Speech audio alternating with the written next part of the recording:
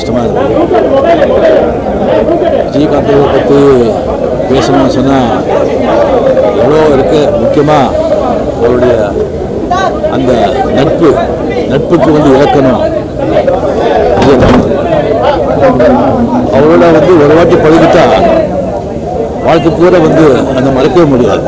அவருடைய அன்புக்கு எல்லாருமே அடிமையாகிடுவாங்க. அதனால்தான் அவருக்கு அத்தனை நண்பர்கள் அவருக்காக உயிரே கொடுக்க ரெடியாக இருந்தாங்க இருக்காங்க. நண்பர்கள் மேலேயும் அவர் கோபப்படுவார், அரசியல்வாதிகள் மீதையும் அவர் கோபப்படுவார். ஏன் ஊடகம் இந்த மேலேயே கோபப்படுவார். ஆனால் யாருக்கும் அவங்க மேலே கோபம் வராது.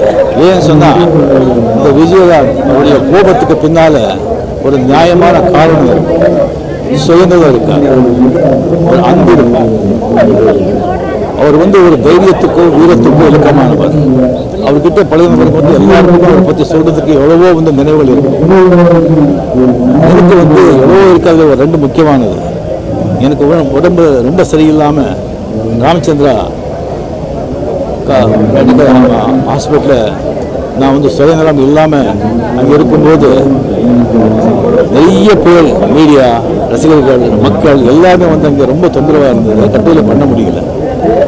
அப்போ விஜயகாந்த் அங்கே ஒரு 5 நிமிஷத்தில் அது என்ன பண்ணாலும் தெரியாது, எல்லாரையும் அங்கிருந்து போக சொல்லி கிளியர் பண்ணி வீட்டில் என் ரூம் பக்கத்துலேயே எங்கள் ரூம் போடுங்க, யார் வராங்க நான் பார்க்கலாம், நான் பார்த்துக்கிறேன் அண்ணன்னு சொன்னாங்க. அது குடும்பத்தால்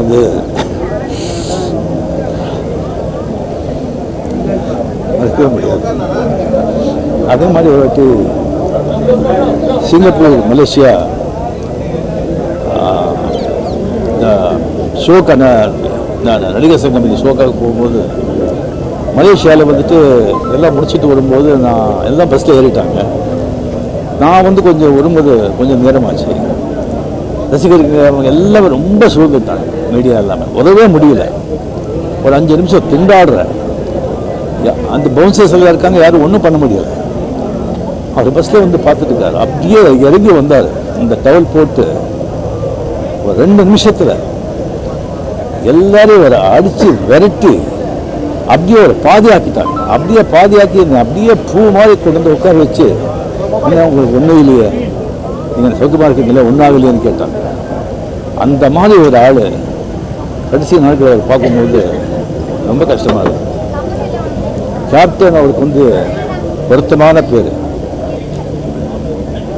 71 பால், அவ்வளோதான்.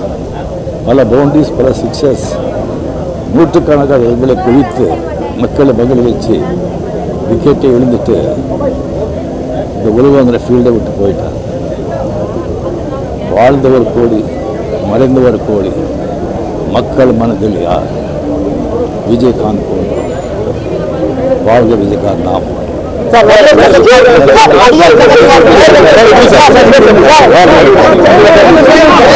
உழைப்பு சொல்லும்போது ரெடியா?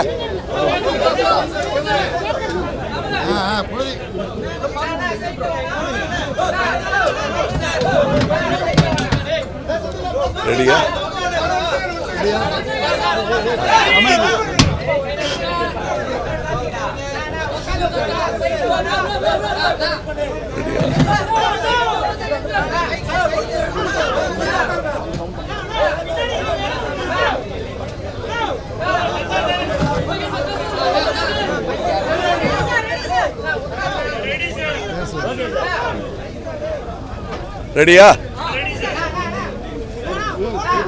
எளிமை, நட்பு, உழைப்பு, பெருந்தன்மை அப்படின்னு இத்தனை வார்த்தைகளையும் சேர்த்து ஒரே மனிதருக்கு சொல்லலாம்னா அது சகோதரர்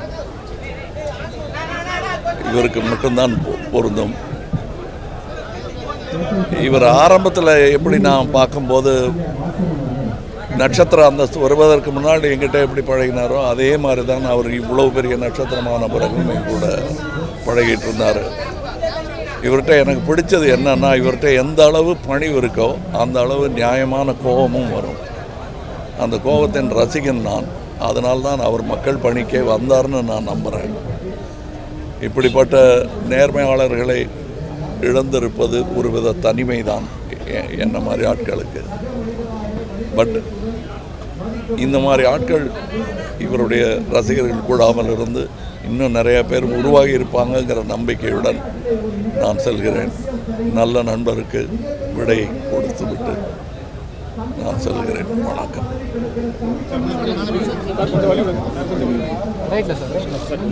வாங்க வாங்க வாங்க போங்க போங்க.